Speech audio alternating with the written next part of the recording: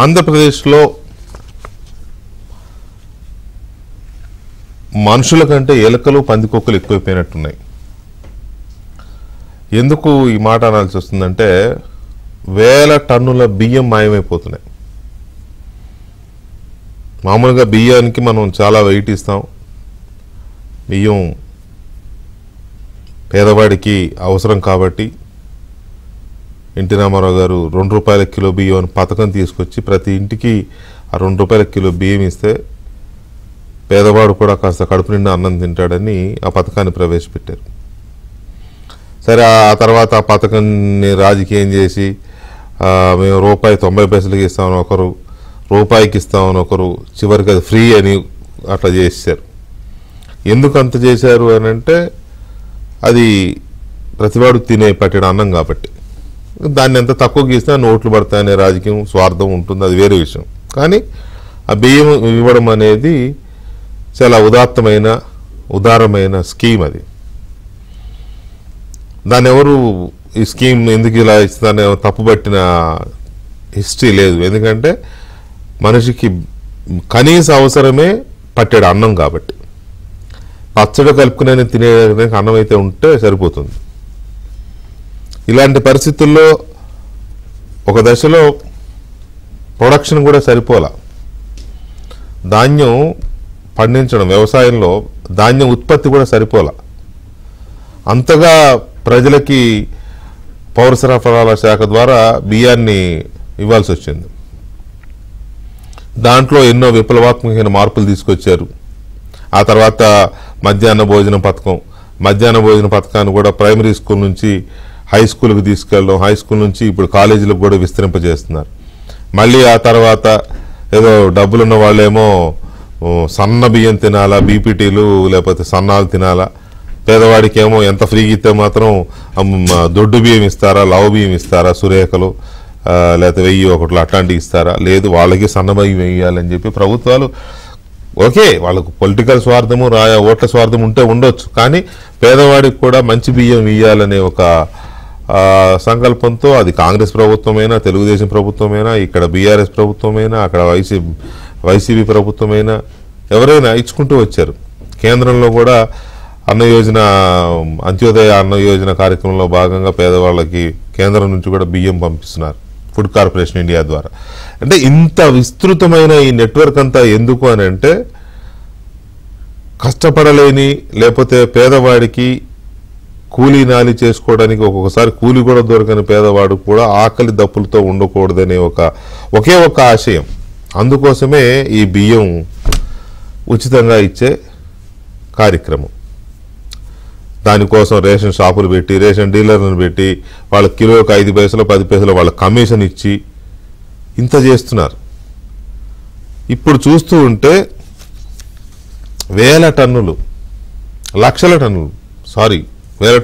లక్షల టన్నులు స్మగ్లింగ్ జరుగుతోంది. ఏం స్మగ్లింగ్ చేస్తున్నారు? ఏమన్నా రైతులు పండించే ధాన్యం కొని బియ్యం ఆడిచి స్మగ్లింగ్ చేసుకుంటున్నారా వేరే దేశాలకి? అది కాదు, అది తప్ప అది తర్వాత సంగతి. ఏ బియ్యాన్ని అయితే ప్రభుత్వం రైతుల దగ్గర నుంచి కొని ₹30 ₹40 కిలో చొప్పున కొని మళ్ళీ వాటిని డీలర్లకు కమిషన్ రూపంలో రవాణా ఖర్చులు అన్ని భరిస్తూ ప్రజలకు ఉచితంగా చేరవేస్తోందో, మనిషికి 5 కిలోల చొప్పున నెలకి, వాటిని పేదలకి వెలయకుండా కొంత వెళితే వాళ్ళని ఆశ పెట్టి వాళ్ళకి కిలోకి ₹5 ₹10 ఇస్తామని అవి లాక్కుని ఆ బియ్యాన్ని స్మగ్లింగ్ చేస్తున్నారు. సరే, ఆ బియ్యాన్ని వెనక్కి అమ్ముకునే పేదవాడి బలహీనత కావచ్చు, లేకపోతే పేదవాడికి ఇంతో అంత పంట వస్తుంది కాబట్టి మన దగ్గర. నాకు బాగా గుర్తు, ఒకసారి రాజశేఖర రెడ్డి గారు సీఎంగా ఉన్నప్పుడు అసెంబ్లీలో రోసయ్య గారు ఒక మాట అన్నాడు, మన రాష్ట్రంలో ఉన్న కుటుంబాల కంటే మన రాష్ట్రంలో ఉన్న రేషన్ కార్డులు ఎక్కువ ఉన్నాయి, బహుశా మనం పక్క రాష్ట్రం వాళ్ళకి ఏమైనా ఇచ్చాము రేషన్ కార్డు అని డౌట్ వస్తూ ఉంటుంది నాకు. అని నిజమే, సిస్టంలో అదొక లోపం ఉంది. రేషన్ కార్డులు అడిగిన వాడికి అడగని వాడికి ఇదొక జాతరలాగా ఇచ్చేశారు. ఓట్ల రాజకీయం. వాడికి రేషన్ అవసరమా లేదా, వాడు మనం ఇచ్చే బియ్యం తింటాడా లేదా, ఇవేమీ ఆలోచించరు. దరఖాస్తు రాగానే కార్డు ఇచ్చేస్తారు. సో ఇలాంటివన్నీ ఇదైపోయి ఆ బియ్యం మొత్తాన్ని స్మగ్లింగ్ రీసైక్లింగ్ చేసి మిల్లుల్లో మళ్ళీ పాలిష్ పెట్టించి ఇంతలా ఉన్న బియ్యాన్ని కూడా సన్నగా 4 సార్లు పాలిష్ చేస్తే సన్నగా అయిపోతుంది. దాన్ని షిప్పులో చూశారు కదా, మన పవన్ కళ్యాణ్ కాకినాడ షిప్ యార్డ్లో చూశారు కదా మీరు. అలాంటివి గడిచిన 5-6 ఏళ్ళుగా జరుగుతున్న కార్యక్రమం ఇది. సో అది మన కాకినాడ షిప్ యార్డ్లో మనం చూసాం. పవన్ కళ్యాణ్ వెళ్ళి అక్కడ కొంత రైస్ని పట్టుకోవడము, ఆ షిప్ని సీజ్ ద షిప్ అని అన్నది కూడా బాగా వైరల్ అయ్యింది. ఉంటే మా వాళ్ళు ఇప్పుడు అదే చూపిస్తారు. సో ఇది ఒక ఇదైతే ఇప్పుడు ఆంధ్రప్రదేశ్లో బయటపడుతున్న వ్యవహారం ఏంటి అని అంటే, కొంతమంది వైసీపీ నేతలు గతంలో ఎమ్మెల్యేలుగా మంత్రులుగా చేసిన వాళ్ళకి సొంతంగా ఉన్నాయి గోదాములు, వాళ్ళ బినామీ పేర్లతో కూడా వాళ్ళ గోదాములు ఉన్నాయి. దాదాపు 5-6 పేర్లు బయటకు వస్తున్నాయి. ఇప్పుడు వీళ్ళు ఏంటి అంటే ఆ గోదాముల్లో పౌర సరఫరాల శాఖ నిల్వ చేసుకునే బియ్యం అక్కడ నిల్వ చేస్తారు, వాళ్ళ గోదాములే. ఆ గోడౌన్స్ నిల్వ చేస్తే గోడౌన్లో నిల్వ చేసినందుకు రెంట్ ప్రభుత్వం వాళ్ళకి కట్టాలి, అంటే ఆ డబ్బులు మళ్ళీ వాళ్ళకే వస్తాయి. ఇప్పుడు ఆ గోడౌన్లో నిల్వ చేసిన బియ్యం మాయమైనవి అనేది ఇప్పుడు గడిచిన నెల రోజులుగా రాష్ట్రాన్ని కుదిపేస్తున్న అంశం. మచిలీపట్నంలో పేర్ని నాని, మాజీ మంత్రి పేర్ని నాని గారి భార్య పేర్ని జయసుధ గారి పేరు మీద గోడౌన్స్ ఉన్నాయి. ఆ గోడౌన్స్లో 3000 పైచిలుకు టన్నుల బియ్యం మాయమైంది అనేది ఇనిషియల్గా చెప్పారు. చెబితే 3000 టన్నుల అని అనుకున్నారు అందరూ. తర్వాత అది మళ్ళీ కాస్త 4 రోజుల తర్వాత కాదు 4500 టన్నులు అన్నారు. ఇప్పుడు తేల్చింది ఏంటి అంటే 7500 టన్నుల బియ్యం. ఇది ఇప్పుడు ఈ ప్రభుత్వం వచ్చిన తర్వాత మాయమైనవి అని చెప్తున్న బియ్యం. మరి ఈ ప్రభుత్వం రాకముందు గడిచిన 5 ఏళ్లలో ఇప్పుడు ఈ నెల రోజుల్లోనే వీళ్ళు దర్యాప్తు చేస్తే దాడి చేస్తే బియ్యం తక్కువ ఉన్నాయి, అక్కడ ఉండాల్సిన దీనికంటే తక్కువ ఉన్నాయి అని అంటే, అవునా తక్కువ ఉన్నాయి అయితే ఈ వెయిట్ బరువు తగ్గి ఉంటాయి అని చెప్పి ఏదో 1,70,00,000 ఆయన కొంత అమౌంట్ కట్టాడు పెనాల్టీ. నోనో ఇప్పుడు 7,000 క్వింటాలు ఉన్నాయని చెప్పి వీళ్ళు కేసు పెడితే పరారు, భార్యాభర్తలతో పాటు కొడుకు ముగ్గురు పరారు. ఏం జరుగుతోంది? గడిచిన 5 ఏళ్లలో వీళ్ళ గోడౌన్స్, వీళ్ళ ప్రభుత్వము, పౌర సరఫరా శాఖ మంత్రి ఆ పక్కనే ఉన్న ఇంకొక నాని గారు, కొడాలి నాని గారు, ఆ శాఖ ఆయనదే. అంటే ఆ బియ్యము వీళ్ళంతా పక్కనే ఉంటారు, మంచి క్లోజ్. ఇది ఎక్కడ పోయినాయి ఇవన్నీ? ఇప్పుడు అదే చెప్తున్నారు. ఆ నాని మంత్రిగా ఉన్నప్పుడు పౌర సరఫరాల శాఖకి అప్పుడు ఎంత బియ్యం ఈ గోడౌన్స్ లో పెట్టారు, స్టాక్ రిజిస్టర్స్ ఉన్నాయా, అవైలబిలిటీ ఉన్నాయా లేవా, అక్కడ పెట్టిన బియ్యం ఎంత పెట్టారు, ఆ బియ్యం అన్ని ఎక్కడికి వెళ్ళాయి అక్కడి నుంచి, ఆ గోడౌన్స్ నుంచి, ఇవన్నీ ఇప్పుడు లెక్కలు తీయాల్సిన అవసరం ఉంది అనేది ఇవాళ డిపార్ట్మెంట్లో జరుగుతున్న చర్చ. సో ఇక్కడ ఇద్దరు నానీల ప్రమేయం ఏమైనా ఉందా? తర్వాత ఇప్పుడు ఈ 7,000 పైచిలుకు టన్నుల రైస్ ఎక్కడికి పోయింది? తర్వాత ఇవాళ చెప్తున్నారు కర్నూలు జిల్లాలో మాజీ ఆర్థిక శాఖ మాజీ మంత్రి రెడ్డి బుగ్గన రాజేంద్ర రెడ్డి గారి బంధువులకు సంబంధించిన గోడౌన్లు అని వాళ్ళు చెప్పేది ఏంటంటే అవి కూడా ఈయనవే బినామీ పేర్లతో పెట్టాడు అంటున్నారు. అక్కడ ఒక దాదాపు 2,000 టన్నులు అక్కడేదో మాయమైనట్టుగా చెప్తున్నారు. అట్లాగే ఉత్తరాంధ్రకు చెందిన మరొక సీనియర్ నేత బినామీ పేరు మీద కూడా గోడౌన్స్ ఉన్నాయి అంటున్నారు. తర్వాత బాపట్ల జిల్లాలో ఒక సీనియర్ నేత, ఆయనకి గోడౌన్లు ఉన్నాయని చెప్తున్నారు. ఇట్లా ఒకటి కాదు, గత ప్రభుత్వ హయాంలో చాలా మంది నేతలు, కాకినాడ చంద్రశేఖర్ రెడ్డి గారిది అయితే చెప్పవసరం, షిప్ దాన్ని ఏమంటారు పోర్ట్ అయింది, దానికి కాకినాడ పోర్ట్ అని పెట్టారు, బియ్యం పోర్ట్ అని పెడితే అయిపోయేది. పోర్టే ఆయన కబ్జాలో ఉంది, మొత్తం కేవలం బియ్యం పంపడానికి మాత్రం పెట్టుకున్నట్టుగా కనపడుతోంది.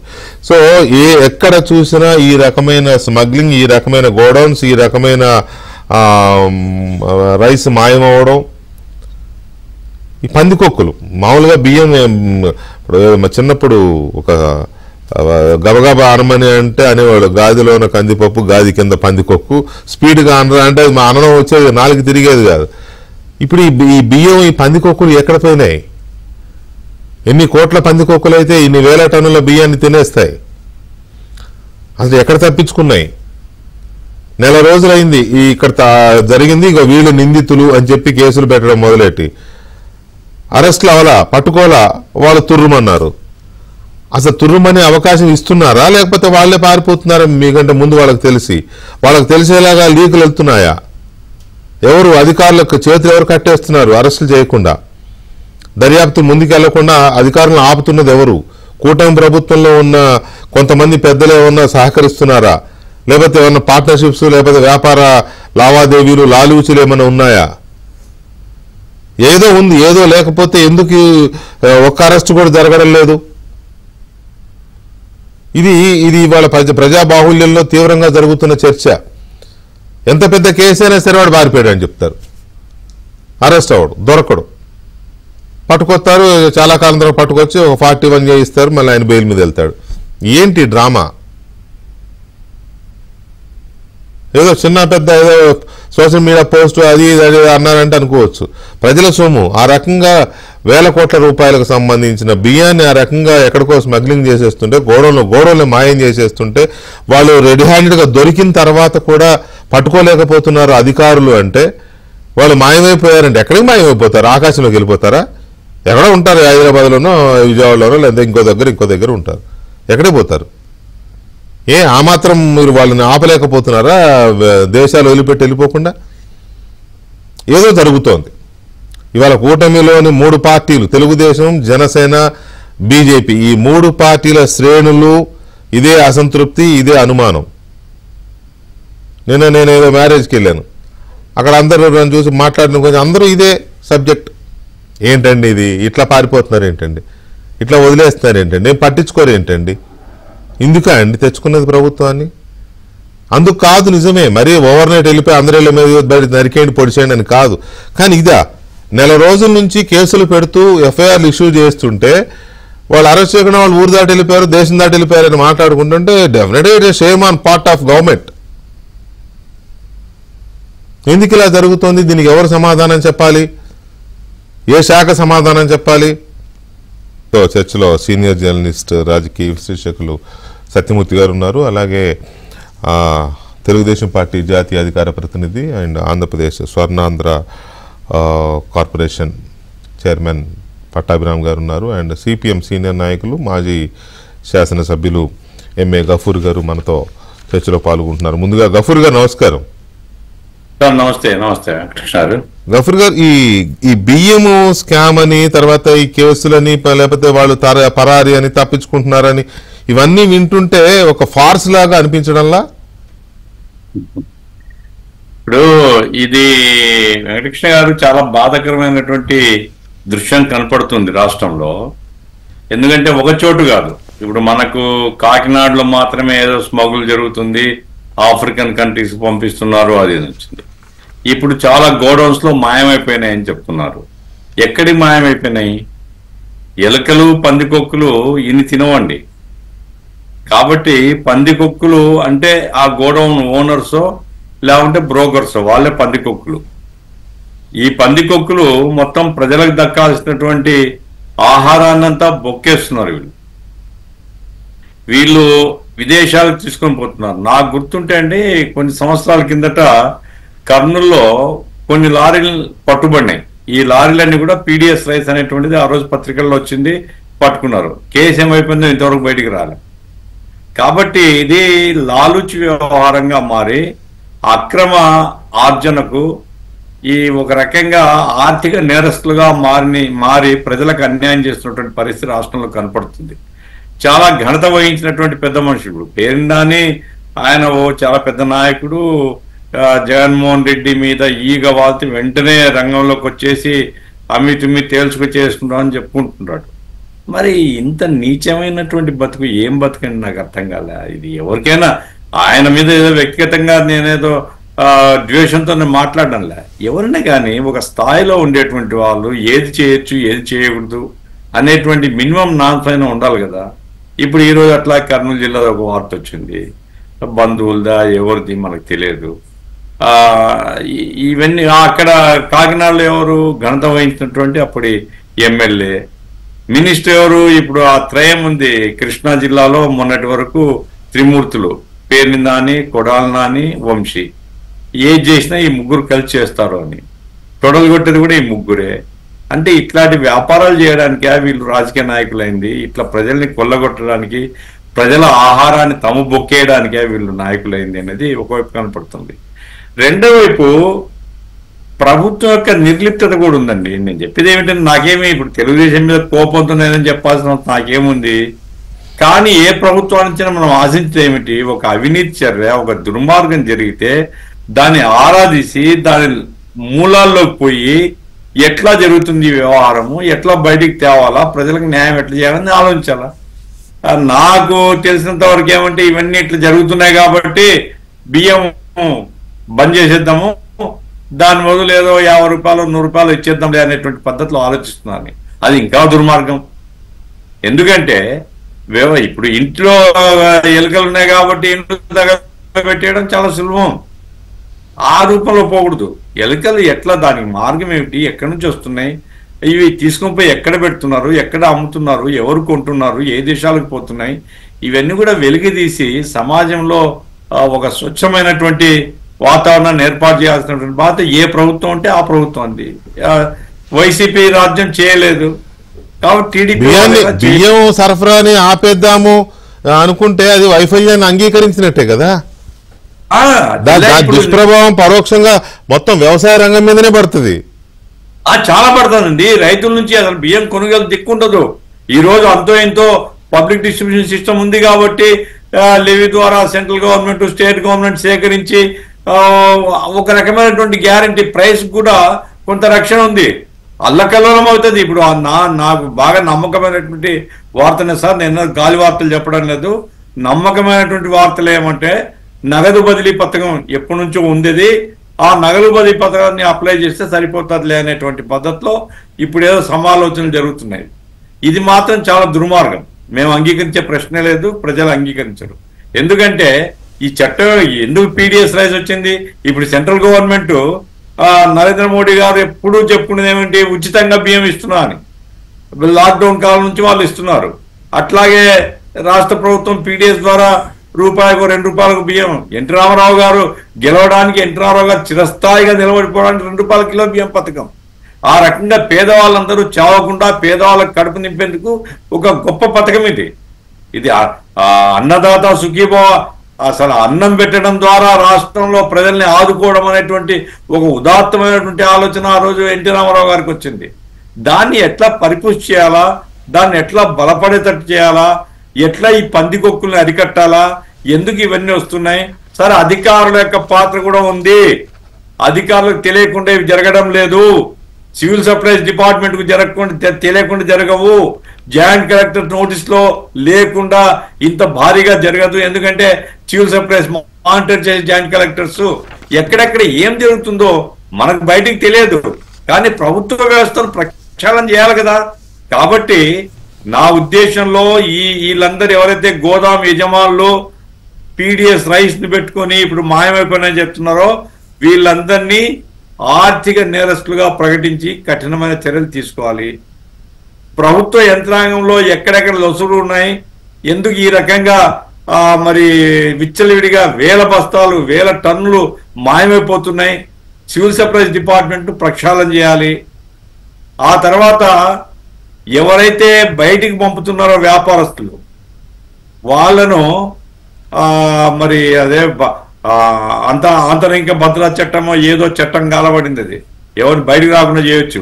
అట్లాంటి చాలా ఉన్నాయి సార్ చట్టాలు ప్రయోగించాలే కానీ ఇప్పుడున్న చట్టాలు కొత్త ఏం అవసరం లేదు. పీడీ చట్టాలు ఉన్నాయి, టాడా చట్టాలు ఉన్నాయి, మీరు అన్న అంతరింగిక భద్రతా చట్టాలు ఉన్నాయి, యాంటీ స్మగల్డ్ లాంటి కుప్పల చట్టాలు ఉన్నాయి పెట్టాలి. అసలు వీళ్ళు కాదండి, ఎవడో ఏదో సామి చెప్పేటో జేబు దొంగ చిల్లర దొంగ పారిపోయాడు తప్పించుకుని పోయాడు అనుకోను. వీళ్ళంతా మంత్రులుగా చేసిన వాళ్ళు, వీళ్ళు ఎక్కడికి పోతారండి? వీళ్ళు పారిపోయారని చెప్పడానికి నాకు ఎందుకు అసలు నమ్మశక్యంగా లేదు. మరి అది ఏం జరుగుతుంది? ఒక్క నిమిషం సార్ గఫూర్ గారు, సత్యమూర్తి పేరు నాని గారు కొన్ని రోజులు కనపడలేదు, పారిపోయాను మళ్ళీ వచ్చాడు. 1,70,00,000 ఏదో మీటింగ్ కూడా పెట్టాడు కదా. చేసి ఎవరు చెప్పారు నేను పారిపోయినా అని? అవి మిస్ అయిపోయినాయి, లెక్కల్లో తప్పులు జరిగినాయి కాబట్టి నేను డబ్బులు కట్టేస్తున్నా అన్నాడు. ఇప్పుడు అది సంఖ్య పెరిగింది, మళ్ళీ ఇప్పుడు కనపడడం లేదు.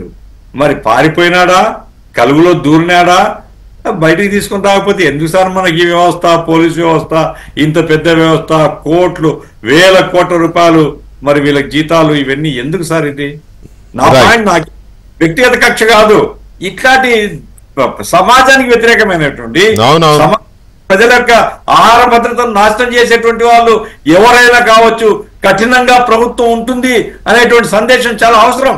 అలా లేకపోతే ఇంకో రకమైన రాంగ్ సిగ్నల్స్ కూడా పోతే ఏముందని, ఇంతకంటే పోయేది ఏముందని ప్రతివాడు మొదలెడతారు. ఒక్క నిమిషం గఫూర్ గారు, ఈ బియ్యం మాయం అనే దాన్ని సత్యమూర్తి గారు మనం గడిచిన నెల రోజులుగా చూస్తున్నాం కదా, అది పెరిగిపోతుంది ఏంటి దాని నంబరు? ముందు 3,500 బస్తాలు అన్నారు, తర్వాత 4,500 బస్తాలు అన్నారు, ఇప్పుడు 7,500 బస్తాలు అంటున్నారు. తర్వాత కర్నూలులో 3 గోడౌన్స్లో 300 టన్నులు ఒక చోట, 700 టన్నులు ఒక చోట, 1,800 టన్నులు ఒక చోట అంటున్నారు. ఉత్తరాంధ్ర జిల్లాలో పేరెందుకు కానీ బయట ఆధారాలు లేకుండా ఒక సీనియర్ నాయకుడి ఇదని ఇలా ఎక్స్పాండ్ అయిపోతూ మీడియా బయటికి తీస్తుంది తప్ప వీళ్ళు ఏం చేస్తారని అర్థం కావట్లా. మనం ఎట్లా దీన్ని విశ్లేషించాలో కూడా అర్థం కాని పరిస్థితి. సో మీ అబ్జర్వేషన్స్ ఏంటి దీని మీద? ఇక్కడ ముందర ఫస్ట్ సివిల్ సప్లైస్ డిపార్ట్మెంట్ని ప్రక్షాళన చేయాలి, అందులో ఎటువంటి డౌటు లేదు. గత ప్రభుత్వంలో ఉన్న ఆఫీసర్లు ఇంకా కంటిన్యూ అవుతున్నారు. ప్లేస్మెంట్లు మారి ఉండొచ్చు కానీ కంటిన్యూ అవుతుంది, ఉన్నారు, అక్కడే ఉన్నారు, వాళ్ళు అంతే బలంగా ఉన్నారు. ఇక్కడ మెయిన్గా ఏంటంటే చట్టం గురించి కూడా మనం చెప్పుకోవాలి. అందరికీ కూడా 6A నోటీసులు ఇస్తున్నారు. ఆ 6A నోటీసులు ఇస్తే వాడు పెనాల్టీ కడతాడు, అంతే కదా. ఇప్పుడు అదే జరిగింది, ఇప్పుడు అదే జరుగుతున్నది అనమాట. అట్లా కాకుండా ఇంకేదన్నా కఠినమైన చర్యలు తీసుకోవాలి. కఠినమైన చర్యలు తీసుకోవాలంటే అక్కడ విల్ఫుల్గా యాక్ట్ చేసే ఆఫీసర్ ఉండాలి. మెయిన్ ప్రధానంగా నాకైతే అక్కడ లోపం అక్కడ కనపడుతున్నది. ఈ ఆఫీసర్లు అందరూ కూడా వాళ్ళు పాత వాసనలు ఇంకా పోని ఆఫీసర్లే ఉన్నారు. మామూలు గోడౌన్స్లో కొంత స్టాక్ తగ్గటం అనేది సహజం అండి. అంటే కొంత లాస్ ఇది ఉంటుంది, కొంత ఏదన్నా గోతాలు చిరిగిపోయినవి ఏదన్నా ఉంటాయి, కొంత తగ్గుతుంది, కొంత తూకంలో మార్పు రావచ్చు, లేకపోతే వెయిట్ తగ్గచ్చు. ఇటువంటి రకరకాల సమస్యలు ఉండొచ్చు. కానీ ఇన్ని వేల క్వింటాల ఇవైతే మాయంగావు, పనికొక్కులు తినలేవు. గఫూర్ గారు చెప్పినట్టు పనికొక్కులు ఇంత బియ్యం తినలేవు, మనిషి మాత్రమే తినగలుగుతాడు ఇన్ని లక్షల టన్నుల బియ్యాన్ని. ఇదేంటి అంటే ఇక్కడ అసలు మామూలుగా కార్డ్స్ ఇష్యూయింగ్ దగ్గర నుంచే ప్రాబ్లం ఉందండి. మొత్తం 1,30,00,000 కార్డులు, ఇవి కాకుండా అంత్యోదయ అన్న కార్డులు, అబౌవ్ పావర్టీ లైన్ కార్డులు ఉన్నాయి, అవి ఒక 60 లక్షల దాకా అవి ఉంటాయి. మొత్తం కలిపితే 2 లక్షల కార్డులు ఉంటాయి, 2,30,000 దాకా కార్డులు ఉంటాయి. అంటే కుటుంబానికి 4 వేసుకున్నా కానీ 8 కోట్ల మంది ఉంటారు. అంటే పేదవారు ఆంధ్రప్రదేశ్లో ఉచిత బియ్యం తీసుకునే వాళ్ళు 8 కోట్ల మంది ఉన్నారు. జనాభా ఎంత ఉన్నారు అదే చెప్తారు. అందుకని ఇప్పుడు మనం అసలు మొదటి నుంచి కూడా సంస్కరించుకుంటూ రావాలి. దీన్ని ఇప్పుడు గవర్నమెంట్ కనుక ఈ కార్డులు తీసేయటం మొదలు పెట్టింది అనుకోండి, మళ్ళీ జగన్ వచ్చేస్తాడు మొత్తం కార్డులు తీసేస్తున్నారని. అట్లా కాకుండా వయా మీడియాగా ఏదైనా అంటే వాళ్ళు కార్డులు సరెండర్ చేయండి అని, అంతకుముందు గ్యాస్ సబ్సిడీ వదులుకోమని చెప్పి ప్రైమ్ మినిస్టర్ నరేంద్ర మోడీ చెప్తే కాళ్ళు ఇస్తే చాలా మంది వదులుకున్నారు. అట్లా ఏదన్నా కార్డులు వదులుకునే వాళ్ళు, ఈ బియ్యం తినని వాళ్ళు కార్డులు వదులుకోండి, స్వచ్ఛందంగా ఇచ్చేయండి, సరెండర్ చేయండి అని ఏదన్నా అటువంటిది తీసుకొస్తే ఏమన్నా బెటర్ ఏమో కొంచెం. అంటే కోటా తగ్గించుకోవాలి, దానివల్ల ప్రభుత్వం మీద భారం తగ్గుతుంది. అది నిజమే. అది సొల్యూషన్ ఏంటి అనేది క్లైమాక్స్ లో మనం ఒక కంక్లూజన్కి వద్దాం. ఇక్కడైతే మాయమవుతున్న బియ్యం ఎక్కడికి పోయినాయి? నా పాయింట్ ఏంటంటే ఇప్పుడు ఈ నెల రోజుల్లోనో ఈ 2 నెలల్లోనో దాడులు చేస్తే బయటపడిన ఒక బ్యాచ్ అంతే కదా. మరి 5 ఏళ్లలో ఎవ్రీ మంత్ రిలీజ్ అవుతుంటాయి కదా స్టాక్స్, చాలా ఎవ్రీ మంత్ రిలీజ్ అవుతాయి కదా. ఇప్పుడు మనం చెక్ చేశాం కాబట్టి ఇదన్నా తెలుసు, అప్పుడు చెక్ కూడా లేదు. Comers coming going. మరి అలాంటప్పుడు ఆ గోడౌన్స్ లో పెట్టిన రైస్ గడిచిన 5 ఏళ్లలో రైస్ ఎంత పెట్టారు ఆ గోడౌన్స్ లో? అది పేరు నాని గారి గోడౌన్స్ కావచ్చు, ఎవరైనా కావచ్చు రాష్ట్ర వ్యాప్తంగా. ఆ గోడౌన్స్ లో పెట్టిన రైసు ఎప్పుడు ఎంత స్టాక్ పెట్టారు, అది ఎక్కడికి వెళ్ళింది, ఇదంతా ఎవరి ఆధ్వర్యంలో జరిగింది అంతా కూడా బయటికి తీయాల్సిన అవసరం ఉంది. ఎందుకంటే ఇది అన్నిటికన్నా పెద్ద స్కామ్ లాగా కనబడుతుంది. మామూలు స్కామ్ కాదు, ఇది రైస్ మాఫియా లాగా కనబడుతుంది. పట్టాభి గారు గుడ్ ఈవినింగ్ అండి. గుడ్ ఈవినింగ్ వికే గారు. పట్టాభి గారు, మనం చాలా చాలా మాఫియాలు అనుకుని చూసాం, కానీ ఇప్పుడు ఆంధ్రప్రదేశ్లో రైస్ మాఫియా అనేది తవ్వుతున్న కొద్దీ లోపలికి వెళ్తుంది. ఇది ఏదో 3,000 బస్తాలతోనో 6,000 బస్తాలతోనో ఆగుతున్నట్టు కనపట్ల. ప్రతి గోడౌన్ మీకు తెలియదు కాదు, వేర్ హౌసింగ్ కార్పొరేషన్ గోడౌన్స్, తర్వాత సివిల్ సప్లై కార్పొరేషన్స్ గోడౌన్స్, ఈ ప్రైవేట్ గోడౌన్స్ లీజుకు తీసుకుని ఎఫ్సిఐ నుంచి రైస్ తెచ్చుకొని అక్కడ స్టాక్ పాయింట్స్ పెట్టుకుంటారు. ఆ స్టాక్ పాయింట్స్కి ఈ గోడౌన్స్ నుంచి స్టాక్ పంపిస్తారు ఎవ్రీ మంత్ అవసరానికి సరిపడా ఆ జిల్లాల్లో ఉండే రేషన్కి. అక్కడ నుంచి రేషన్ డీలర్స్ వచ్చి తీసుకెళ్తారు. ఇది ప్రాసెస్. అలాంటిది ఎవ్రీ మంత్ రిలీజ్ అయ్యే స్టాక్స్ ఇవి. మరి గోడౌన్స్లో గడిచిన 5 ఏళ్లలో ఎంత ఇట్లా మాయమైంది? ఇప్పుడు ఒకసారికే కదా 7,000 బస్తాలని చెప్తున్నారు పేరు నాని గారి గోడౌన్లో. మరి అంతకుముందు ఇది ఆలోచిస్తేనే సంథింగ్ ఫిషీ. సో దీని మీద ఆరా తీస్తున్నారా ప్రభుత్వం వైపు నుంచి? వికే గారు, మీకు ప్యానెల్లో ఉన్నటువంటి మిత్రులకి, ఏబిఎన్ ప్రేక్షకులందరికీ నమస్కారం. మీ ప్రశ్నకి జవాబు చెప్పే ముందు ఒక్క నిమిషం గౌరవ మాజీ ప్రధానమంత్రి డాక్టర్ మన్మోహన్ సింగ్ గారు నిన్ననే ఆయన పరమపదించారు. ఆయనకి శ్రద్ధాంజలి ఘటిస్తూ వారి కుటుంబ సభ్యులకి నా ప్రగాఢమైనటువంటి సంతాపాన్ని వ్యక్తపరుస్తున్నాను. గ్రేట్ ఎకానమిస్ట్, మనందరికీ తెలుసు. దేశం యొక్క ఆర్థిక వ్యవస్థని ఒక మలుపు తిప్పినటువంటి గొప్ప వ్యక్తి. అదేవిధంగా ఆయన కూడా ఒక స్టేట్స్మెన్ గానే మనం భావించాలి. నేను ఒక ఎగ్జాంపుల్ చెప్తాను ఆయన గురించి. అటల్ బిహారీ వాజ్పేయి గారు 2004లో ఆయన ఎన్నికల్లో ఓడిపోయిన తర్వాత 2005 నుంచి, అంటే మన్మోహన్ సింగ్ గారు ప్రధానమంత్రి అయిన తర్వాత, ప్రతి సంవత్సరం డిసెంబర్ 25 అటల్ బిహారీ వాజ్పేయి గారి పుట్టినరోజు. As prime minister Manmohan Singh గారు ప్రతి సంవత్సరం డిసెంబర్ 25న వాజ్పేయి గారి నివాసానికి వెళ్ళి ఆయనకి జన్మదిన శుభాకాంక్షలు చెప్పి ఆయనతో కొంత సమయం గడిపొచ్చేవాళ్ళు. అంటే that it self shows what kind of a personality he is. అంటే ఒక ప్రధాన ప్రతిపక్ష నాయకుడు, ఆ రోజున బీజేపీ లీడరు, ప్రతిపక్ష నాయకుడు అయినప్పటికీ ప్రధానమంత్రిగా ఉండి ఆయన నివాసానికి ఒక్క సంవత్సరం కూడా మిస్ అవ్వలేదండి. వాజ్పేయి గారు జీవించి ఉన్నంత కాలం మన్మోహన్ సింగ్ గారు ఒక్క సంవత్సరం కూడా మిస్ కాకుండా ఆయన పుట్టినరోజు నాడు ప్రతి సంవత్సరం ఆయన ఇంటికి వెళ్ళారు. సో ఆ ఒక్కదారం కాదు ఆయన ఎంత గొప్ప వ్యక్తో. కాబట్టి వి నీడ్ అటువంటి వారి దగ్గర నుంచి ఎంతో కొంత మన అందరం కూడా నేర్చుకోవాలి. కాబట్టి చాలా గొప్ప సర్వీస్ చేశారు దేశానికి. ఆయనకి మరొకసారి నా ప్రగాఢమైనటువంటి ఆయనకి శ్రద్ధాంజలి ఘటిస్తూ ఉన్నాను. రెండోది, సబ్జెక్ట్లోకి వస్తే వికే గారు, మీరు అన్నట్టు రోజు రోజుకి ఇంకా అనేక రకాలైనటువంటి విషయాలు బయటపడుతున్నాయి. అంటే ఈ పీడిఎస్ రైస్ యొక్క దోపిడీ ఏ విధంగా జరిగింది అని మనం మాట్లాడుకుంటున్నప్పుడు, అంటే రకరకాల మార్గాల ద్వారా దోపిడీ. అంటే ఒకటి, వీళ్ళు మొబైల్ డిస్ట్రిబ్యూషన్ సిస్టమ్ అని ఒకటి పెట్టి దాదాపుగా 9,260 వాహనాలు కొని ఆ వాహనాల ద్వారానే రైస్ స్మగ్లింగ్ చేయటం. సరే, ఈ కాకినాడ పోర్టు, ద్వారంపూడి వాళ్ళ స్టోరీ మనందరికీ తెలిసిందే.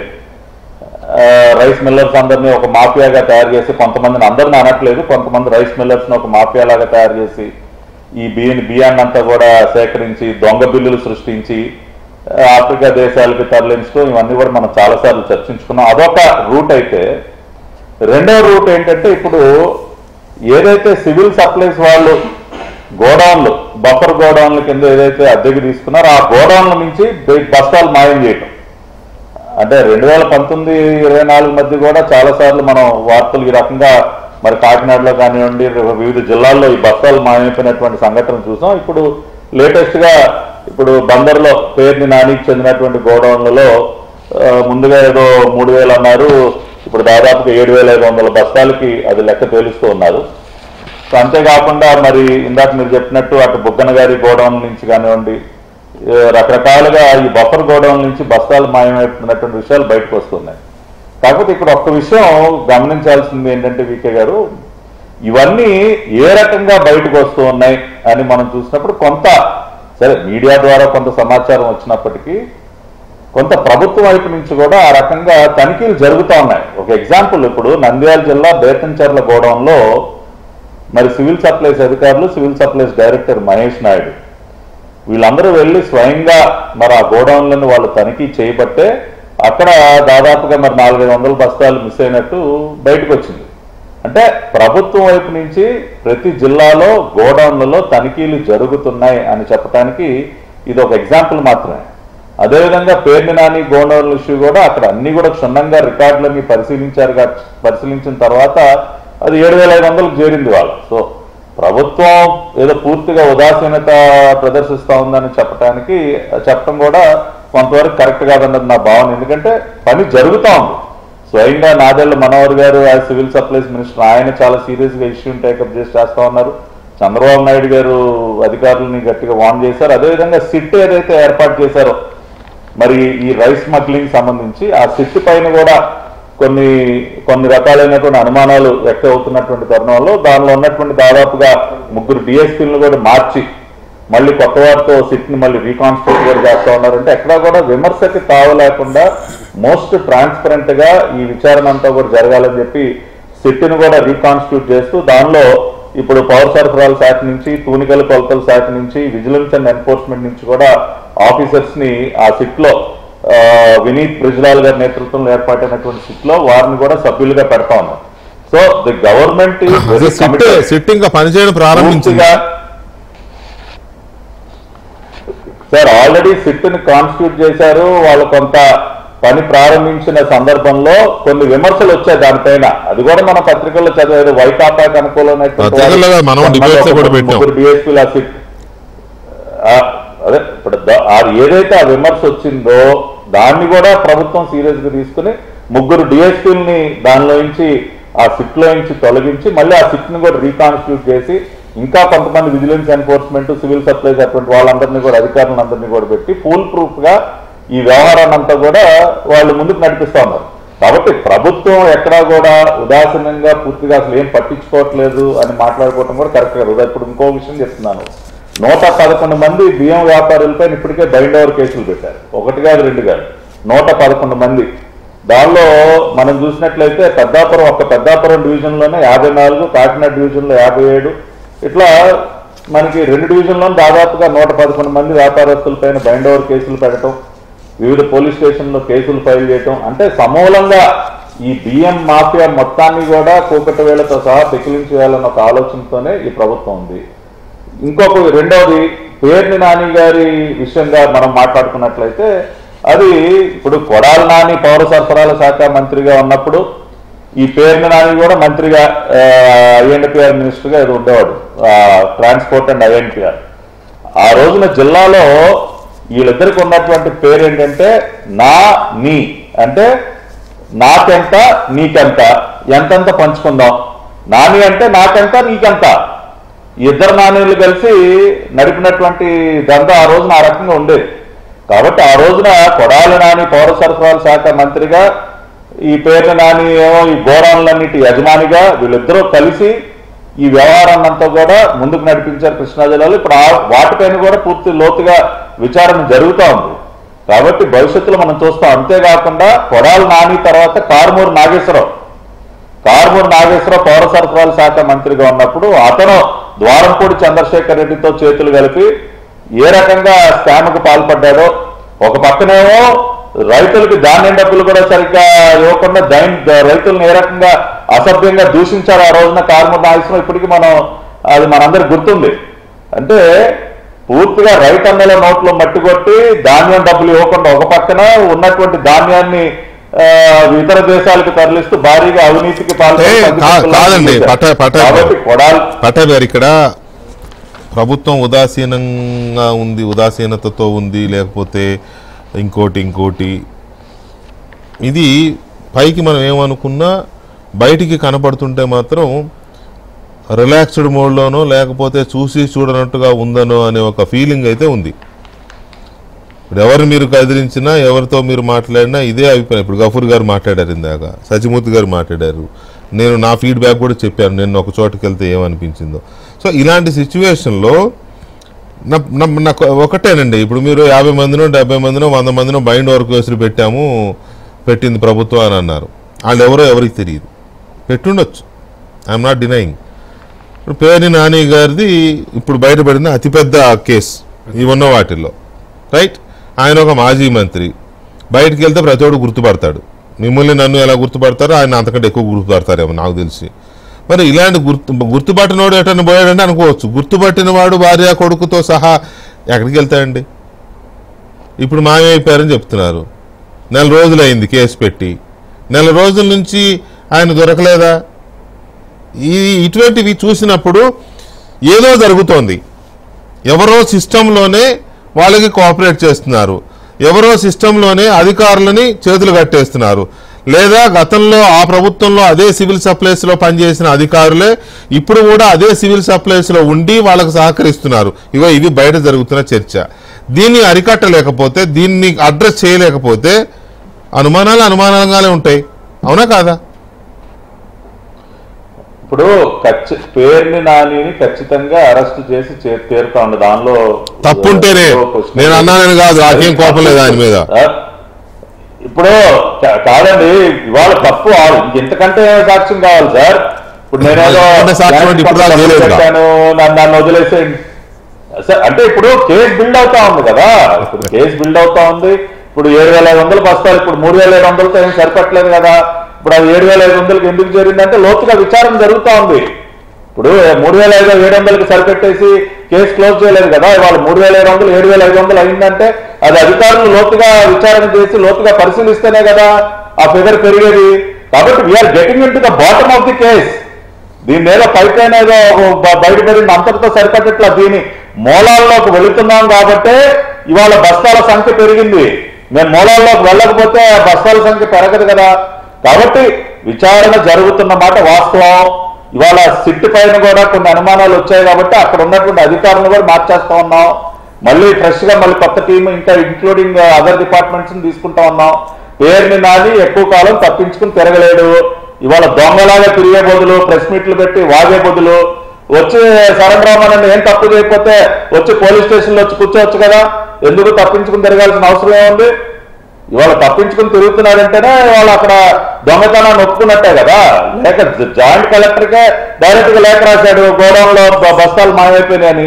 వాళ్ళు ఒకటే చెప్తా ఉన్నాం వీకే గారి డిబేట్ ద్వారా, ఎవరికి ఎటువంటి అనుమానాలు అక్కర్లేదు.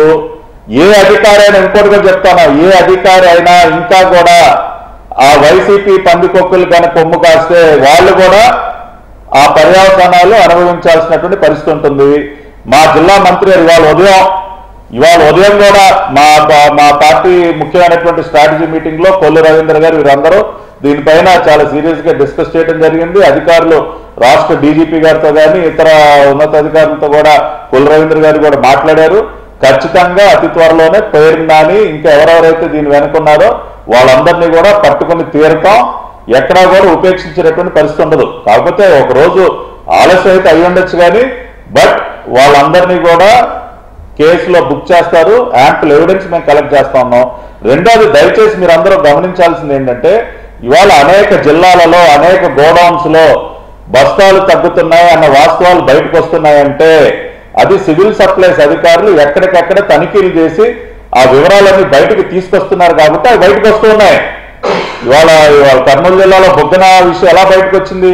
అక్కడ ఉన్నటువంటి మా సివిల్ సప్లైస్ డైరెక్టర్ మహేష్ వీళ్ళందరూ కూడా వెళ్ళి అక్కడ తనిఖీలు చేసి ఆ వాస్తవాలన్నీ మీడియాకి అందించారు కాబట్టి ఆ నోటీస్ కాపీలు ఇవాళ ఆంధ్రజ్యోతి పేపర్ లో ఆ నోటీస్ కాపీ కూడా ఏదైతే సివిల్ సప్లైస్ వాళ్ళు నోటీస్ ఇచ్చారో ఆ కాపీని కూడా ప్రింట్ చేశారు. అంటే that shows that the department is working. ఇవాళ డిపార్ట్మెంట్ పనిచేస్తుంది కాబట్టి వాళ్ళ అన్ని కూడా బయటకు వస్తా ఉన్నాయి. ఇంతమంది మీద కేసులు పెడతా ఉన్నాం కాబట్టి ఖచ్చితంగా పేదవాడికి దక్కాల్సినటువంటి బియ్యం ప్రత్యేకంగా వాళ్ళకి దక్కుతుంది. రెండోది, ఇందాక గప్పుడు అన్న ఒక మాట అన్నారు, అన్నా మీరు ఏదో అసలు పేదవాడికి బియ్యం సరఫరా అది ఒక్క నిమిషం గ్యాప్ తీసుకుని మాట్లాడదాం. అది మాట్లాడదాం. అసలు ఏంటి దీన్ని ఎలా అడ్రస్ చేయబోతున్నారు, ఏం చేయాలనుకుంటున్నారు అనేది అది వ్యాలిడ్ పాయింట్, చాలా వ్యాలిడ్ పాయింటే మాట్లాడదాం. అయితే ఇక్కడ గఫూర్ గారు ఇసుకలో లాలూచీలు పార్టీలకు అతీతంగా, మైనింగ్లో లాలూచీలు పార్టీలకు అతీతంగా, లిక్కర్లో లాలూచీలు పార్టీలకు అతీతంగా, ఇట్ మీన్స్ ఏదో పార్టీ నాయకులు అధినేతలకి ఉందని నేను అనడంలా, స్థానికంగా జిల్లా స్థాయిలోనో నియోజకవర్గాల స్థాయిలోనో లేకపోతే ప్రాంతీయ రీజనల్ స్థాయిలోనో ఇలాంటి లాలూచీలు చాలా మంది మధ్య ఉందనేది జగమెరిగిన సత్యమే కదా. ఇప్పుడు ఇందులో కూడా అలాంటి ఇది ఉండడం వల్లనే ఇది స్లో డౌన్ అవుతోంది, లేకపోతే తప్పించుకోగలుగుతున్నారు అని అనుకోవడానికి అవకాశం లేదా? ఇప్పుడు వెంకటకృష్ణ గారు సార్, ఆ పాయింట్ ఏమిటంటే ఇక్కడ సమాజంలో ఒక సెలెక్టెడ్ పీపుల్, ఎంతమంది ఉంటారని నేను చెప్పలేను కానీ లిమిటెడ్ పీపుల్ ఉన్నారండి. వీళ్ళకి పార్టీలు విలువలు ఏమి ఉండవండి, డబ్బు సంపాదించడమే ప్రధానం, అది ఏ రూపంలోనైనా కానీ. ఇట్లాంటి వాళ్ళు పార్టీ అధికారంలోకి మారిన వెంటనే వీళ్ళు మళ్ళీ జంప్ అయిపోతారు, లేదా పార్టీలో అక్కడ ఉండేటువంటి పార్టీలో ఎవరిని పట్టుకుంటే సరిపోతారో పట్టేస్తుంటారు. కాబట్టి ఈరోజు పార్టీలకు సంబంధించినటువంటి విషయంగా చూడాల్సిన పని లేదు. ఇటువంటి వాళ్ళు ఎవరెవరు సార్ ఇది గవర్నమెంట్ కు తెలియకుండా, పోలీస్ డిపార్ట్మెంట్ తెలియకుండా ఉండరండి, ఉండనే ఉండరు. ఏ గవర్నమెంట్ అని తెలుస్తుంది, సర్దుబాటు జరుగుతుంటది. అందుకోసం నా పాయింట్ ఏమంటే, ఇప్పుడు తెలుగుదేశం వాళ్లకు రోషం వస్తుంది గట్టిగా ఏమన్నా చెప్తే, వైసీపీ వాళ్ళైతే అసలు ఎక్కడ ఏం జరగడం లేదు, మొత్తం ప్రజలకే అంకితం అని వాళ్ళు చెప్తుండ్రు కదా. అదే కదా శుద్ధిని శుద్ధ పూసనైనట్టుంది పరిస్థితి. నా పాయింట్ ఏమంటే, ఇప్పుడు బియ్యము ఏ దేశానికి పోతున్నాయి, ఎవరు వ్యాపారస్తులు, కుంభకోణం కొట్టండి మీరు. ఎట్లా ఈ రకంగా ఇదే మామూలు ఎవడో దారిలో పోయి మీరు పెద్దపురంలో 50 మంది ఒకవేళ ఉంటే ఉండొచ్చండి చిన్నవాళ్ళు. ఈ మొత్తాన్ని ఆర్గనైజ్ చేసేటువంటి వాళ్ళు ఉన్నారు, వాళ్ళు నడుపుతున్నారు ఈ వ్యవస్థను. కాబట్టి అటువంటి వాళ్ళ మీద మీరు ఏం చర్యలు తీసుకుంటారు, అటువంటి విధానాన్ని మీరు ఎట్లా అరికడతారు, ఎట్లా అనుకుంటున్నాడు సార్? నాకు ఎందుకంటే పట్టాభి గారికి కొంచెం బాధ అనిపించచ్చు. బయట మాట్లాడుతుంటే ఒక సోదరుడు అన్నాడు, అన్న ఇదేం లేదు, కొత్త ఎస్ఐ వచ్చినా అనుకోండి, కొత్త ఎస్ఐ వచ్చినప్పుడు వాడు ఇప్పుడు మోటార్ సైకిల్ స్కూటర్ జీపులు వచ్చినాయి కానీ ఇంత ముందు ఎస్ఐలు అంటే పోయేవాడు, వాడిని కొట్టి ఈయన్ని కొట్టి 4 సెంటర్ లో నిలబడేది, లాఠీ చూపేది, బాయ్ చాలా స్ట్రిక్ట్ గా ఉన్నాడు, చాలా స్ట్రిక్ట్ గా. ఏమిటి ఇది, ఎందుకు అనిపించుకుంటాడు అంటే తనకు వచ్చేటువంటి ఆదాయం, స్టేషన్కి వచ్చే ఆదాయాన్ని ఇంప్రూవ్ చేసుకోవడానికి అనేటువంటిది తర్వాత తెలిసేది మనకు. కాబట్టి ఇట్లా పని చేయొద్దు. మీరు రాష్ట్రంలో ఉండేటువంటి గోడౌన్స్ అన్ని వెతకండి. ఇప్పుడు బుగ్గన రాజనాథ్ రెడ్డి పేరునానికి కాదు, అది చేస్తే మీరేమనుకుంటారు, వైసీపీ వాళ్ళని మాత్రమే టార్గెట్ చేస్తున్నారు, కావాలని వాళ్ళ మీద పెడుతున్నారు. రాష్ట్రంలో ఎక్కడ ఏ గోడౌన్లో ఒక వారం చాలదండి, వారం రోజుల లోపల రికార్డు తేలదా? ఆ రకంగా ఎక్కడెక్కడ ఏమేం జరిగింది, ఎవరు దీన్ని నడుపుతున్నారు, ఎవరు దీని వెనకాల ఉన్నారు, విదేశాలకు వ్యాపార సంబంధాలు. అరే మీ నౌక మీరు పవన్ కళ్యాణ్ గారు పోయి సీజ్ చేస్తే సెంటర్ నుంచి వెంటనే ఆదేశాలు వచ్చినాయి, దాన్ని రిలీజ్ చేయండి స్టిల్లాను అని. ఏమిటి దీని వెనక ఉండేది? కాబట్టి నేను చెప్పేది ఏమిటంటే, పట్టాభి గారు మూలాల్ని ఛేదించండి, కుంభస్థలాన్ని కొట్టండి, ఆ రకంగా మంచి పేరు సంపాదించండి. లేదు మేమేం చేయదలుచుకోలేదు, అది ఇంక మీ ఇష్టం, దానికి ఎవరేం చేయలేం. మనం ఏమైనప్పటికీ పబ్లిక్ డిస్ట్రిబ్యూషన్ సిస్టంలో వేల కోట్ల రూపాయలు ప్రజాధనం దుర్వినియోగం అవుతుంది, ప్రభుత్వం ఖర్చు పెడుతుంది ప్రజల కోసము. కేంద్ర ప్రభుత్వం కానీ రాష్ట్ర ప్రభుత్వం కానీ వేల కోట్ల రూపాయలు ఖర్చు పెట్టి ఆహార భద్రత కల్పిస్తున్నప్పుడు ఆ ఆహార భద్రతను అమ్ముకొని బతికేటువంటి వాళ్ళు పరాన్న బుక్కులు దోపిడీ జరుగుతోంది. దుర్వినియోగం అంటే ఏదో రకంగా వినియోగం అవుతున్నట్టు లెక్క. ఇక్కడ వినియోగం కాదు, దుర్వినియోగం కాదు, దోపిడీయే జరుగుతోంది ఏకంగా. కొల్లగొట్టడం ఆ రకంగా ప్రజల్ని మోసం చేసి బడాబాబులుగా చలామనేవాడు ఎవడు కూడా సమాజంలో మిగలకుండా మీరు చర్యలు తీసుకుంటే ప్రజలు హర్షిస్తారు, మీకు ధన్యవాదాలు చెప్తారు. ఆ రకంగా ఏ మేరకు చేస్తారని చూద్దాం. రైట్ గఫూర్ గారు, ఒక్క నిమిషం అండి. ఈ నెక్సెస్ ని చాలా విషయాలు ఉన్నాయి సార్, స్లోగా మొదలు పెట్టినామంటున్నారు. చాలా విషయాలు ఉన్నాయి, అన్ని స్లోగానే ఉన్నాయి. కాబట్టి అవి ఎప్పుడో చర్చిద్దాం కానీ ఈ విషయంలో మాత్రం స్పీడ్ గా చేయాలి. రైట్. ఈ నెక్సెస్ ని ఛేదించకుండా అధికారులకు పొలిటీషియన్స్ కి, లేకపోతే పొలిటీషియన్స్ కి ఏ పార్టీ వాళ్ళు అందరూ ఒకటే. పైకి రాజకీయం కానీ లోపల లావాదేవీలే, వ్యాపార లావాదేవీలే ఉంటాయి చాలా చోట్ల. నేను అందరు 100% అనట్లేదు కానీ ఒక 20-30%. మెయిన్గా కొన్ని ప్రధానమైన జిల్లాల్లోనైతే ఎవరు ఏ పార్టీ అతను ఎమ్మెల్యే అయినా అక్కడున్న వేరే పార్టీ ఓడిపోయిన ఆయనకి ఉంటుంది సంబంధం. అది ఇసుక, మా లిక్కరు, కాంట్రాక్ట్లు, మైనింగ్లు అన్నిట్లో డబ్బులు ఎక్కడొస్తే అక్కడ. సత్యమూర్తి గారు, ఈ మాఫియాలకు భాగస్వాములుగా ఉండే పొలిటికల్ నెక్సెస్ని తెంచకుండా వీళ్ళని అంత ఇదిగా అరికట్టడం సాధ్యమా? అంటే 2 రకాలుగా చర్యలు తీసుకోవాలండి. ఒకటేమో మైక్రో లెవెల్, ఒకటి మ్యాక్రో లెవెల్. ఒకటి మైక్రో లెవెల్లోనేమో ఎక్కడ కింద నుంచి లూప్ హోల్స్ ఎక్కడ లేకుండా, ఇప్పుడు మనం గత ప్రభుత్వంలో మనం చూసాం, ఆ వెహికల్స్ పెట్టి ఆ వెహికల్స్ లోనే అక్కడే పెట్టేసి వాడు బియ్యం వద్దా నీకు డబ్బులు ఇచ్చేస్తానని చెప్పి వాడే డబ్బులు ఇచ్చేసి ఆ బస్తాలు ఇంటాక్ట్ గా తీసుకెళ్లి అప్పగిచ్చేవాడు. అది మైక్రో లెవెల్లో కంట్రోల్ చేయాల్సింది.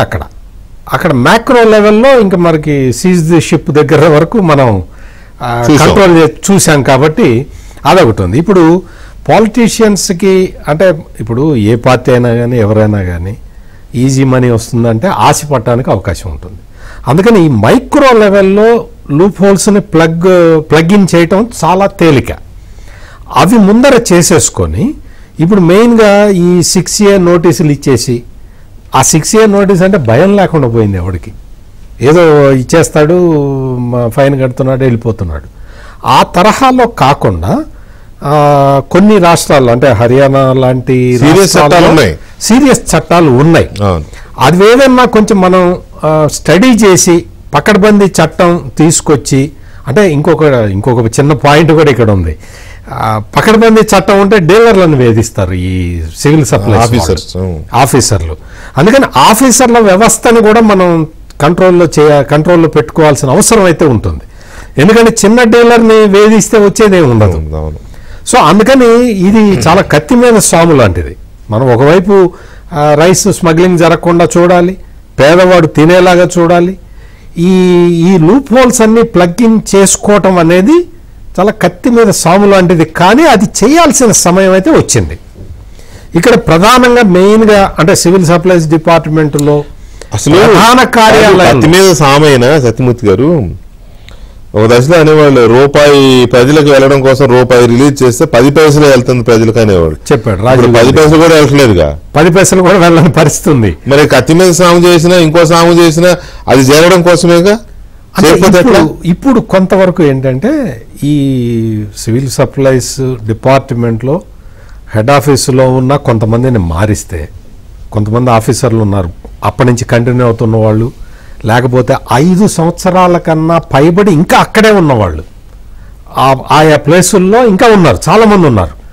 వాళ్ళందరూ కూడా గత 5 సంవత్సరాల్లో అవినీతికి అలవాటు పడ్డ అధికారులు. అందులో ఎటువంటి సందేహం లేదు. నేనేదో పబ్లిక్ రిప్రజెంటేటివ్స్ కి క్లీన్ చిట్ ఇవ్వటం కాదు. అందుకనే నేను మైక్రో లెవెల్ మ్యాక్రో లెవెల్ అని చెప్పింది. మనం బ్యూరోక్రసీని సెట్ చేయటం ఈజీ. పాలిటీషియన్ కి అక్కడ రాకుండా వంతెనేస్తే చాలు, ఇంకా అక్కడ దాకా రాదు కదా. సో అందుకని ఇటువంటి యాక్షన్స్ తీసుకోవటం అనేది మన చేతిలో అంటే గవర్నమెంట్ చేతిలో.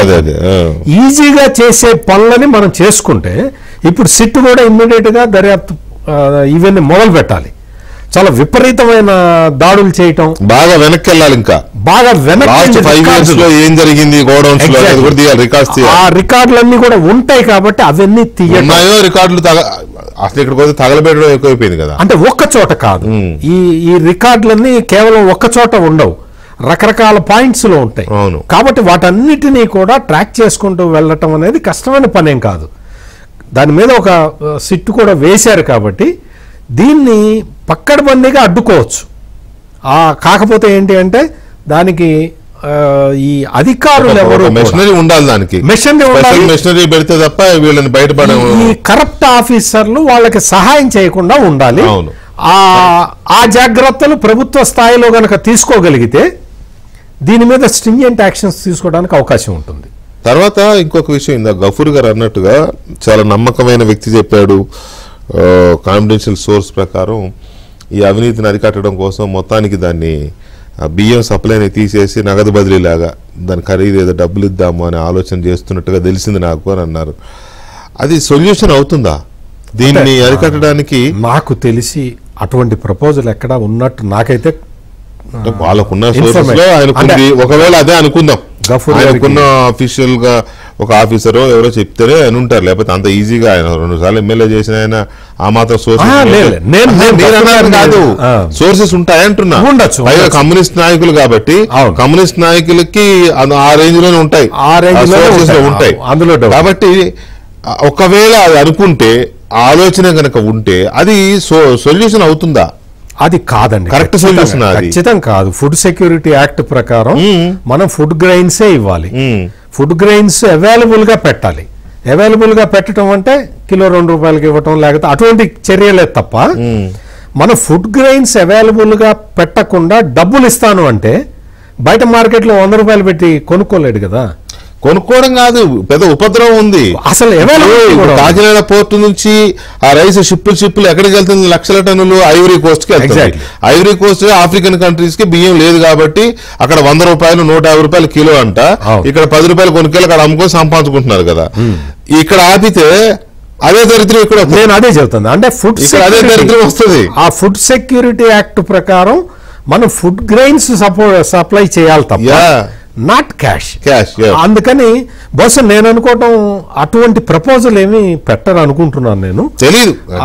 ఇప్పుడు 2 రకాల ఈ మధ్య ఏమైందంటే సార్, ప్రతిదానికి బటన్ నొక్కడం ఒకటి ఆయన జగన్ అలవాటు చేశాడు.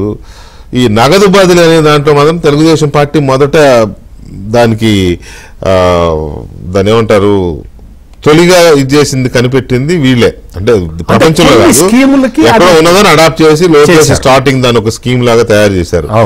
ఈ నగదు బదిలీ అనేది ఈజీ ప్రాసెస్ అవుతుంది, వృధా అవ్వకుండా డైరెక్ట్ గా ప్రజల చేతికి వెళ్తుంది, వాళ్ళ అకౌంట్లోకి వెళ్తుందని.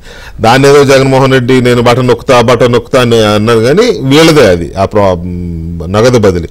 ఒకవేళ అదేమైనా అడాప్ట్ చేసుకుని ఈ బియ్యము ఈ పంపిణీ వ్యవస్థ ఇదంతా చేస్తే మిస్యూజ్ అవుతుంది కాబట్టి, దుర్వినియోగం అవుతుంది, దోపిడీకి గురవుతుంది కాబట్టి ఆ బియ్యానికి ఇచ్చే డబ్బు వాళ్ళ అకౌంట్ లో వేద్దామంటే ఇప్పుడు బియ్యం ఫ్రీ కదా, వేయడానికి ఏముంది ఇంకా ఫ్రీయే. కాబట్టి అదొక ప్రమాదం ఉంది. అది సొల్యూషన్ కాదండి. మనం ఈ లూప్ హోల్స్ ని ప్లగ్ ఇన్ చేయాల్సిందే. ఇందులో ఎటువంటి ఇది లేదు. 2 రకాల కార్డులు ఉంటాయి, బీపీఎల్ ఫ్యామిలీస్ కిను ఏపీఎల్ ఫ్యామిలీస్ కి ఉంటాయి. కాబట్టి ఈ ఏపీఎల్ ఫ్యామిలీస్ కి ఇచ్చే బియ్యం రేటు కొంచెం ఎక్కువే ఉంటున్నది. అవును, ఆ ధర ప్రకారం అది కూడా సబ్సిడైజ్డే, కానీ కొంచెం దీనికన్నా ఎక్కువ రేటు ఉంటుంది. ఆ బియ్యం ఎక్కువ చేసి ఈ బియ్యాన్ని అంటే ఎవరు తినని బియ్యం చాలా మంది తింటం లేదు కాబట్టి ఆ బియ్యాన్ని రీప్లేస్ చేసే పద్ధతి ఏదైనా ఉందేమో చూడాలి తప్ప ఈ స్కీములో మాత్రం మనం నా అభిప్రాయం ప్రకారం దాన్ని ఇంప్లిమెంట్ చేయకూడదండి. ఫుడ్ సెక్యూరిటీ యాక్ట్ గారు ఇందాక మీరు చెప్తుంటే నేను ఆపాను. గఫూర్ గారు ఆయన నాకున్న సమాచారం మేరకు ఇది ఉంది అన్నారు. ఓకే, సమాచారం ఉందా లేకపోతే ఒక ఆలోచన లేకపోతే అది పక్కన పెడితే ఇలాంటిది ఒకటి చర్చ ఉందనే అనుకుందాం. ఇది సొల్యూషన్ అవుతుందా ఒకటి. రెండవది, డెఫినెట్ గా కార్డులు మాత్రం విపరీతంగా ఉన్నాయి. ఇప్పుడు ముప్పటిగా ఎవరికి పడితే వాళ్ళకి ఇచ్చేశారు. రాష్ట్రంలో ఉన్న కుటుంబాల కంటే కార్డుల సంఖ్య 20-30% ఎక్కువ ఉన్నట్టే ఉంది. అలాగని కార్డులు తీసేయడం మొదలు పెడితే రాజకీయంగా అది పెద్ద డిసడ్వాంటేజ్ అవుతుంది. డిసడ్వాంటేజ్ కాదు, డిజాస్టర్ కూడా అవుతుంది అధికారంలో ఉన్న పార్టీకి తీయడం మొదలెడితే. కానీ చాలా మంది రేషన్ కార్డులు రేషన్ కోసం తీసుకోవాలా.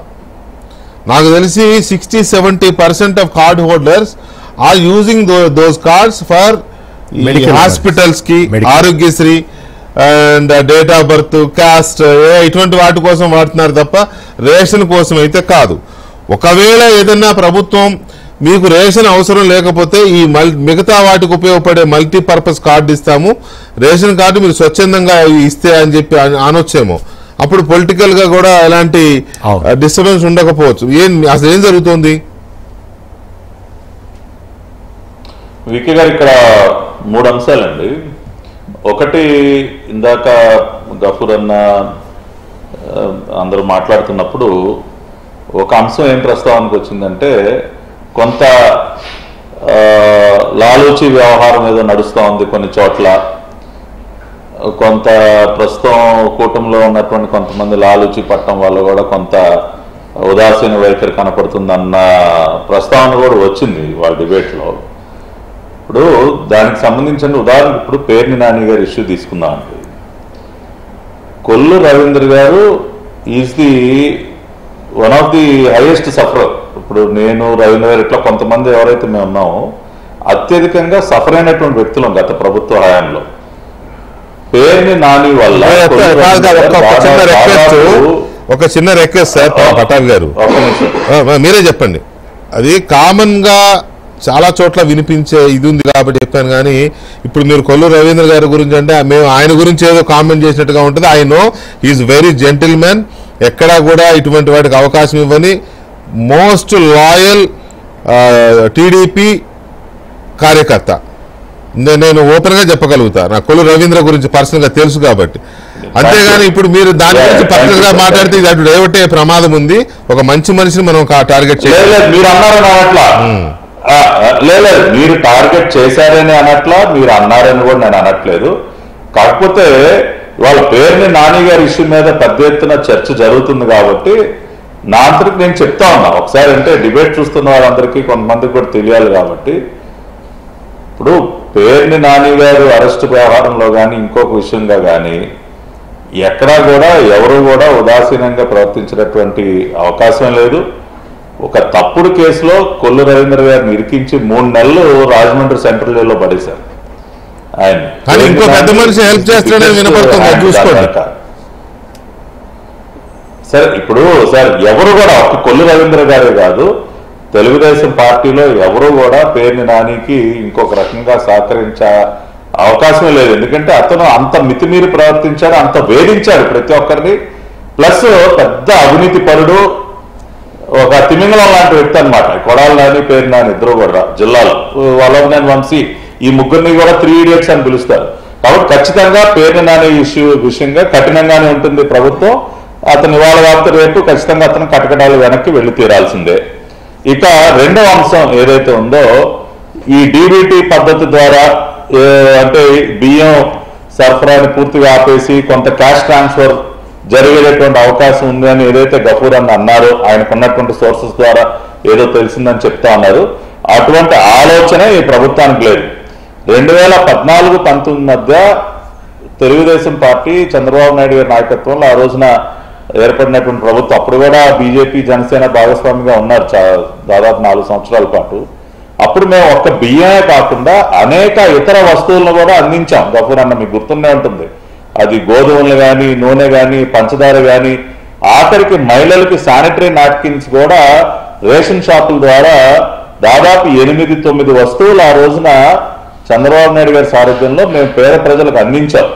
కాబట్టి మాకు ఇంకా కూడా ఇప్పటికీ కూడా మళ్ళీ ఆ వ్యవస్థను మళ్ళీ తిరిగి ఏ రకంగా పునరుద్ధరించాలి, ఇంకా మరిన్ని వస్తువుల్ని, మరిన్ని ఐటమ్స్ ని మనం సబ్సిడైజ్ ధరలో ఏ రకంగా పేదవాళ్ళకి అందించాలన్న ఒక ఆలోచనే ఇవాళ ప్రభుత్వంలో జరుగుతుంది. కానీ ఉన్నటువంటి బియ్యం సరఫరాను కూడా ఆపేసి అసలు మొత్తం రేషన్ షాప్ వ్యవస్థనే కట్టే, దుకాణం మూసేసి ఏదో 4 డబ్బులు అకౌంట్లు వేసి చేతులు దులుపుకుందాం అన్న ఆలోచన లేనే లేదు.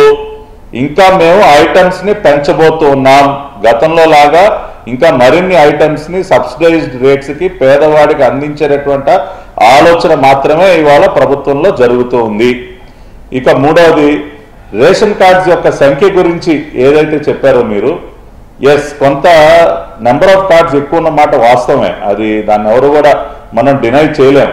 కానీ అట్లా అని చెప్పి ఊరికే ఏరువేత మొదలుపెట్టి నిజంగా పాపం లబ్ధిదారుడు దానిపైన ఆధారపడి ఉన్నటువంటి కుటుంబాలను రోడ్డును పడేసే ఆలోచన కూడా ఈ ప్రభుత్వానికి లేదు. కాబట్టి కొంత బ్యాలెన్స్డ్ అప్రోచ్ అవసరం. ఈ కార్డ్స్ ని అంటే మొత్తం ఈ వ్యవస్థను మొత్తం కూడా స్ట్రీమ్ లైన్ చేయాలంటే కొంత బ్యాలెన్స్డ్ గా ముందుకు వెళ్లాల్సిన అవసరం ఉంది. ఇవాళ హరిబరిగా మనం ఏదో ఒక నిర్ణయం తీసుకుని, గత ప్రభుత్వం ఆ విధంగానే చేసింది. దాదాపు 15-20 లక్షల కార్డులు ఏ రోతలు బారేసింది. అప్పుడు మేమే పెద్ద ఎత్తున, ఇప్పుడు ఆ రోజున లెఫ్ట్ పార్టీస్ గారు మేమందరం కూడా దానిపైన పెద్ద ఎత్తున గొడవ చేశాం. ఈ రకంగా ఉన్న పలానా మీరు ఇన్ని కార్డులు తీసేసి పేదవాడిని ఎట్లా మీరు ఇబ్బంది పెడతారని చెప్పి. కాబట్టి కొంత దీనిపైన ఒక జరగాలి, ఒక స్టడీ జరగాలి, కొంత దీన్ని ఎంక్వైరీ చేయాలి లోతుగా. ఆచితూచి ప్రభుత్వం వ్యవహరిస్తుంది. నిజంగా ఎవరికైనా నిజంగా ఎక్స్ట్రా ఎక్కడన్నా ఉంటే 1-10 సార్లు ఆలోచించి మాత్రమే ఆ దిశగా మేము అడుగులు ముందుకు వేస్తాం. కానీ హరిబరిగా మాత్రం ఆ విషయంగా తీసుకో. అదేవిధంగా ఇందాక మీరు ఒక మంచి సజెషన్ కూడా చేశారు. అంటే కొంతమంది దీనిని ఏదో ఆరోగ్యశ్రీ కోసమనో లేదంటే ఇంకొక అవసరాల కోసమో ఎక్కువగా ఈ రేషన్ కార్డ్స్ని వాడుతూ ఉన్నారు. వాళ్ళకు ఇంకొక రకమైనటువంటిది ఏదైనా మనం ప్రవేశపెట్టొచ్చు కదా అని చెప్పి యూ మేడే ఒక మంచి సూచన కూడా చేశారు వీకే గారు. ఖచ్చితంగా ఆ రకంగా మనం ఏమన్నా చేయొచ్చా, ఆ రకంగా చేస్తే అప్పుడు వాలంటరీగానే మరి ఈ కార్డును కూడా సరెండర్ చేసేటటువంటి అవకాశం కూడా ఉంటుంది కదా.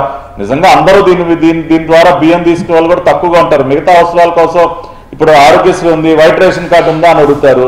మరి ఆ వైట్ రేషన్ కార్డు లేకపోతే ఆరోగ్యశ్రీ రాదు కదా అని చెప్పి చాలా మంది ఆ రేషన్ కార్డు దీని మీద ఉంటారు. సో అట్లా కాకుండా వేరే ఏదైనా ఇంకొక వ్యవస్థను మనం క్రియేట్ చేసినట్లయితే ఈ రేషన్ కార్డ్స్ ని కొంత స్ట్రీమ్లైన్ చేసుకోవచ్చు అనేది మంచి సూచన. దాని మీద కూడా మేము తప్పనిసరిగా we will work it out V K గారు. అంటే దీని మీద కొంచెం డీప్ గా వెళితే ఆరోగ్యశ్రీ కార్డు రేషన్ కార్డు రెండు ఉన్నాయి కొంతమందికి. అవును, రెండు ఉన్నాయి. ఇన్ఫ్యాక్ట్ రెండు ఉండాల్సిన అవసరం లేదు.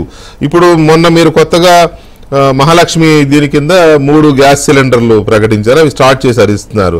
దానికి ఏదో ఒక ప్రూఫ్ కావాలి కాబట్టి రేషన్ కార్డు చూస్తున్నారు, వైట్ రేషన్ కార్డు చూస్తున్నారు. ఇగో వీటి కోసమే వాళ్ళు రేషన్ కార్డు ఉంచుకుంటున్నారు. నిజానికి వాళ్ళకి అవసరం లేదు, వాళ్ళు ఆ బియ్యం తినరు, వాళ్ళు కొనుక్కుంటారు. వాళ్ళు కేవలం ఈ గ్యాస్ లేకపోతే ఇప్పుడు మనం అనుకున్న ఆరోగ్యశ్రీ లేకపోతే ఏదైనా ప్రూఫ్, అడ్రస్ ప్రూఫ్ సంథింగ్, లేకపోతే ఏజ్ ప్రూఫ్ సంథింగ్, వీటితో పాటు రేపు పొద్దున మీరు ఫ్రీ బస్ అన్నారనుకోండి, కార్డు చూపిస్తేనే వాళ్ళు ఫ్రీ బస్ ఎక్కనిస్తారు మహిళల్ని. సో దానికి ఇటువంటి వాటికి ఒక మల్టీపర్పస్ కార్డు లాగిస్తే రేషన్ కార్డు, నాకు తెలిసి సత్యమూర్తి గారు బాగా చెప్పారు ఇందాక, మోదీ గారు ప్రధానమంత్రి అయినప్పుడు మీరు గ్యాస్ సబ్సిడీ అవసరం లేని వాళ్ళు వదులుకోండి అని అంటే అందరం వదులుకున్నాం, చాలా మందిని. అసలు దేశంలో కోట్లాది మంది వదులుకున్నారు. అట్లా ఉంటారు. బహుశా ఇది సాధ్యమైతే బాగానే ఉంటుంది. అనవసరమైన ఈ కార్డులు అడ్డబెట్టి కాకినాడ నుంచి బియ్యం అమ్ముకోవడం కంటే ఇది బెటర్ ఏమో. ఎనీవే, గఫూర్ గారు మీ అనుభవంతో చెప్పండి, దీన్ని కంట్రోల్ చేయాలంటే, ఈ వృధా కానీ ఈ దోపిడీని కానీ కంట్రోల్ చేయాలి అంటే ఇంకేదన్నా మంచి మార్గం ఉంటుందా? ఒకటి వెంకటకృష్ణ గారు, మీరు చెప్పినటువంటి సూచన ఇది వైఎస్ రాజశేఖర రెడ్డి గారు ముఖ్యమంత్రిగా ఉన్నప్పుడు కూడా ఈ చర్చ జరిగిందండి. ఎందుకంటే ఈ ఆరోగ్యశ్రీ కోసమని చాలా పెద్ద ఎత్తున రేషన్ కార్డ్స్ తీసుకుంటున్నారు. ఆరోగ్యశ్రీ అవసరమే ఆ రోజు, ఎందుకంటే హార్ట్ ఆపరేషన్ జరిగినప్పుడు, కాబట్టి అది మంచిదే. కానీ రేషన్ కార్డులు ఆ రేషన్ కిందికి పోతుంది, రేషన్ అది బ్లాక్ మార్కెట్ లో పోతుంది, అది కూడా చర్చ జరిగింది. కాబట్టి ఇది ఏదైనా ఆలోచించ తప్పులేదు. ఎందుకంటే స్వచ్ఛందంగా రిటర్న్ ఇచ్చేయడం, వాళ్ళే అన్నము ఎవరికైతే కావాలనో వాళ్ళకి గ్యారంటీ ఉండాలి, బియ్యం వాళ్ళకి ఇవ్వబడాలి. ఎవరికైతే అవసరం లేదో ఇతరాతర అవసరాలకు కావాల్సింది మల్టీపర్పస్ వేరే కార్డ్స్ పెట్టుకోవచ్చు, అది ఏం చేయాలని ఆలోచించవచ్చు. నంబర్ 1. నంబర్ 2, ఇప్పుడు ఒకటి వెంకటకృష్ణ గారు, బ్లాక్ మార్కెటింగ్ ఎక్కడి నుంచి, సోర్స్ ఏమిటి? ఇప్పుడు నేను పట్టాభి గారు సజెస్ట్ చేస్తున్నాను, సార్ మీరు ఒకసారి కర్నూలు జిల్లాలో కొన్ని వందల లారీల బియ్యం పట్టుబడినాయి. బహుశా పోయినసారి మీ గవర్నమెంట్ లోనా జగన్ గారి గవర్నమెంట్ లోనా నాకు తెలియదు, కానీ శ్రీలంకకు పోతున్నాయి ఈ బియ్యం అంతా అనేది ఆరోపణ చాలా పెద్ద ఎత్తున చర్చ జరిగింది. హర్షపైపోయింది, కేసే బయటికి రాలే. కాబట్టి ఎందుకు ఈ రకంగా హర్షపడుతున్నాయి కేసులు ఇప్పుడు? ఎందుకంటే దీనికి vigilance and enforcement separate department ఉందండి. నేను ఎమ్మెల్యేగా ఉన్నప్పుడు చాలా మంది సార్ నన్ను విజిలెన్స్ వేయించి వచ్చేవాళ్ళు. ఏమిటి ఆదాయం, డబ్బులు, విపరీతంగా డబ్బులు. కాబట్టి విజిలెన్స్ ఎన్ఫోర్స్మెంట్ ఏం చేస్తుంది? డబ్బులు పంచుకోవడమే వాళ్ళ పని, లేకుంటే నిజంగా విజిలెన్స్ యూజ్ చేస్తున్నారు లేదా, ఇది కొంచెం పరిశీలన చేయాలి. మూడోది ఏమంటే సార్, ఇప్పుడు రెండు వైపులా సతీష్ గారు చెప్పినట్లుగా రెండు వైపులా పైన ఎవరైతే విదేశాలకు తీసుకొని పోయి అది పెద్ద వ్యాపారం అయింది సార్. ఇప్పుడు పెద్ద వ్యాపారం, వందల కోట్ల రూపాయలు. అవసరమైతే సెంట్రల్ గవర్నమెంట్ కూడా వాళ్ళు ఇన్ఫ్లుయెన్స్ చేయగలిగేటువంటి కెపాసిటీ చేరుకున్నారు. కాబట్టి ఎవరు వారి మీద నిఘా పెట్టి వాళ్ళని ఎట్లా మనం పట్టేయాలి. అట్లాగే గోదాం యజమానులు కూడా ఇప్పుడు, ఎందుకంటే పేరు నాని ఈ పేర్లన్నీ వస్తున్నాయి కదా, గోదాం యజమానులు వీళ్ళు ఎవరికి ఇచ్చారు? లెక్కలు తప్పు లేదు సార్, లెక్కలు ఏదో సంచులు తప్పేనాయి, తర్వాత బియ్యం బరువు తగ్గిండొచ్చు, అవేం కాదండి. ఇది ఉద్దేశపూర్వకంగానే వీళ్ళకు కూడా ఈ నెక్సెస్ లో ఎక్కడో చోట ఉన్నారు వాళ్ళు గోడౌన్ యజమానులు. నాట్ ఓన్లీ పేర్ని నాని ఇది రాష్ట్ర వ్యాప్తంగా ప్రైవేట్ గోడౌన్స్ తీసుకున్న తర్వాత ప్రైవేట్ గోడౌన్స్ వాళ్ళ యొక్క పాత్ర ఉంది. అట్లాగే రేషన్ షాప్ డీలర్స్ సార్, నాకు అనుభవం ఉంది. ఓసారి జాయింట్ కలెక్టర్ మా జిల్లాలో అంటే చాలా 10-15 సంవత్సరాల కిందట, అయ్యా మీ దగ్గర కార్డ్స్ ఉన్నాయి మాకు తెలుసు, మీరు అందరూ ఒక్కొక్కరు 50 కార్డులు తగ్గించుకోండి అన్నారు. 50 కార్డు సరెండర్ చేస్తున్నారు రేషన్ షాప్ డీలర్స్. అంటే వాళ్ళ దగ్గర ఒక్కొక్కరు దగ్గర 100 కార్డులు 150 కార్డులు ఉన్నాయి. వాళ్ళకి తెలుసు ఎవరు ఈ బియ్యం తింటారో ఎవరు బియ్యం అమ్ముకుంటారో వాళ్ళకి తెలుసు మొత్తం. ఆ రకంగా 50 కార్డులు మీరు తగ్గించుకోండి ఒప్పందం జరిగిపోయింది, 50 కార్డులు తగ్గించుకున్నారు. కాబట్టి కొంచెం లోతుగా అధ్యయనం చేస్తే ఇవన్నీ బయటకు వస్తాయండి. గవర్నమెంట్ చేయాలి. పోతే నాకుండే సోర్స్ నేను చెప్పను, ఇది కొంచెం హై స్థాయిలోనే చర్చ జరిగిన సందర్భంగా చెప్పింది ఏమంటే ఇట్లా ఆలోచన కూడా ఉంది, డీబీటీ పెట్టేస్తే గొడవ పోతుంది ఎందుకు ఊరికే ఇదంతా అనేటువంటి ఆలోచన ఉందని. లేదు మీరు ఊరికే అని ఎందుకంటారు, ఉండుండొచ్చు ఖచ్చితంగా. లేదని పట్టాభి గారు చెప్తున్నారు, చాలా సంతోషం అంటే అభినందనీయం. మీరు ఆ ప్రయత్నం చేయొద్దు. కాబట్టి మీరు అనుకున్నట్టుగా ఇంకా పెంచండి, నిత్యావసర వస్తువులు ఇతరాతర వస్తువులు కూడా చేర్చండి, మీకు మంచి పేరు వస్తుంది. ఆ రకంగా చౌక డిపోల్లో అన్ని నిత్యావసర వస్తువులు దొరుకుతాయంటే మాత్రం గవర్నమెంట్ చాలా కేరళలో మాకు వచ్చిన పేరు అదే సార్. కేరళలో 16 రకాల వస్తువులు డిస్ట్రిబ్యూట్ చేసినారు. కాబట్టి మీరు కూడా చేయండి. గఫూర్ అన్న నేను ఇక్కడ ఒక విషయం చెప్పాలి. 2014-19 మధ్య కూడా ఆ రోజున మేము అన్ని రకాల వస్తువులు మేము రేషన్ షాపుల ద్వారా అందించిన సందర్భంలో కూడా కేరళలో మీ ప్రభుత్వం అమలు చేస్తున్నటువంటి ఆ ఫుడ్ బాస్కెట్ ఒకటి ఏదైతే మీరు ఇస్తా ఉన్నారో రకరకాల ఐటమ్స్ పెట్టి అవన్నీ కూడా ఆ రోజున ఒక టీంని పంపించి అక్కడ స్టడీ చేయించి చంద్రబాబు నాయుడు గారు వి ట్రై టు దాన్ని ఇంకా మనం మెరుగ్గా ఏ రకంగా అందించవచ్చు అనేది మేము ఒక ప్రయత్నం చేశాం. కాబట్టి ఖచ్చితంగా ఏదన్నా ఇప్పుడు బెస్ట్ ప్రాక్టీసెస్ ఎక్కడుంటే అది పబ్లిక్ డిస్ట్రిబ్యూషన్ సిస్టమ్ లో అడాప్ట్ చేసుకున్న దానివల్ల ఏంటంటే వ్యవసాయ రంగానికి కూడా ఒక ఊపి వస్తుంది. మేము వస్తుంది. రెండోది వీకే గారు అభ్యంతరం లేదు. ఖచ్చితంగా గఫూర్ అన్న మీరు అన్నట్టు దీని మూలాల్లోకి వెళ్తాం సార్. ఇది మూలాల్లోకి వెళ్తాం. ఇంటర్నేషనల్ స్మగ్లింగ్ మాఫియా ఎవరో వాళ్ళని పట్టుకోవాల్సినటువంటి అవసరం ఉంది. మీరు చెప్పినట్టు ఆ విజిలెన్స్ ఎన్ఫోర్స్మెంట్ వాళ్ళని కూడా వాళ్ళ సిట్ లోకి తీసుకొచ్చిన దానికోసమే వాళ్ళ బాధ్యత ఉంది కాబట్టి వాళ్ళ సిట్ లోకి వాళ్ళని కూడా లాక్కొచ్చాం. ఖచ్చితంగా we'll going to the depth of it.